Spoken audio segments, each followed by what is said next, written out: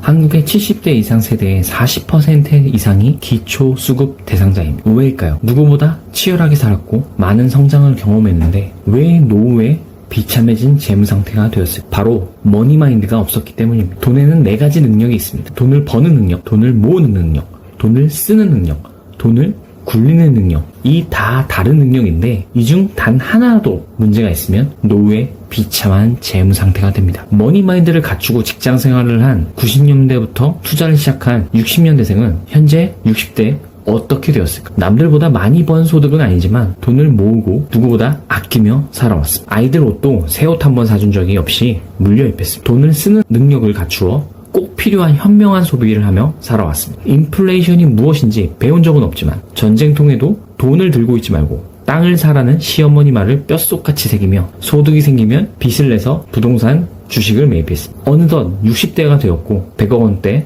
자산가가 되었습니다. 반지하에서 시작한 신혼생활이지만 양가 부모님들 모시고 자식들 먹이고 입히며 배고픈 삶이었지만 꾸준한 복리 효과가 부자로 만들어주었습니다. 누구나 풍요로운 노후를 맞이할 자격이 있고 능력이 있습니다. 머니마인드를 갖추고 산 시간만큼 곧 부로 다가옵니다. 똑같이 직장 생활을 시작한 입사 동기라도 은퇴할 때 자산은 큰 차이를 보입니다. 왜일까요? 같은 소득을 가져도 돈을 모으고 쓰고 어떻게 굴리느냐가 머니마인드가 있냐가 그 사람의 자산 형성에 엄청난 영향을 미칩니다. 머니마인드는 특별하지 않습니다. 돈을 어떻게 모을지, 어떻게 쓸지, 어떻게 굴릴지 현명하게 돈을 배치하는 능력입니다. 같은 날 공무원으로 입사한 A와 B는 막역한 사이지만 A는 자동차를 좋아해 1년 뒤에 자동차를 샀고 B는 한 푼 두 푼 아껴가며 미국 주식 주가지수에 투자를 시작했습니다. 10년이 지나고 A는 1억도 모으지 못해 여자친구와 결혼을 미루고 있는 상황이고 B는 매일 소액으로 사모은 주식이 3억으로 불어나 있었습니다. 머니마인드는 타고 태어나는 것이 아니냐? 예, 맞습니다. 솔직히 워렌 버핏의 머니마인드는 일반인이 아무리 노력해도 따라갈 수가 없습니다. 하지만 우리가 워렌 버핏처럼 200조 원을 가져야 노후 생활이 가능한 것은 아닙니다. 누구는 10억만 있어도, 누구는 5억만 있어도 노후 준비가 완료됩니다. 그렇기 때문에 컨설팅을 통해 머니마인드를 흡수한다면 노후 준비에 충분한 자산 형성을 하는데 전혀 문제가 없습니다. 그럼 저는 왜 머니마인드에 집착하고 20년을 살았냐? 저는 어릴 적 부모님이 일찍 돌아가셔서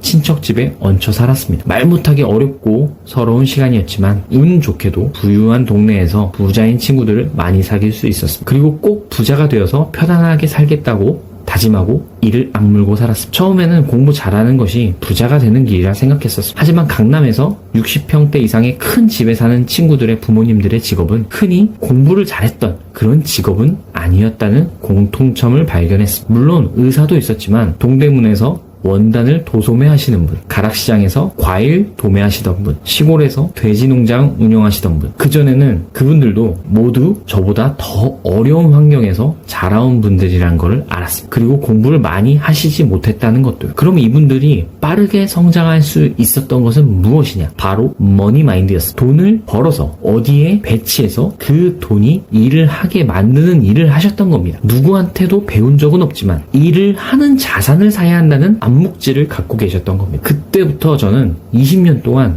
돈을 공부하며 머니마인드를 배우고 익히고 실천하며 살아왔습니다. 이제 어느 정도 삶이 안정이 되고 많은 분들에게 머니마인드를 알려드리고 편안한 노후를 준비하는 데 도움을 드리고자 소중한 시간을 쓰고 있습니다. 제가 겪었던 고통의 시간을 다음 세대는 겪지 않고 이 땅의 빈곤이 사라지길 간절히 소망합니다. 행복하세요.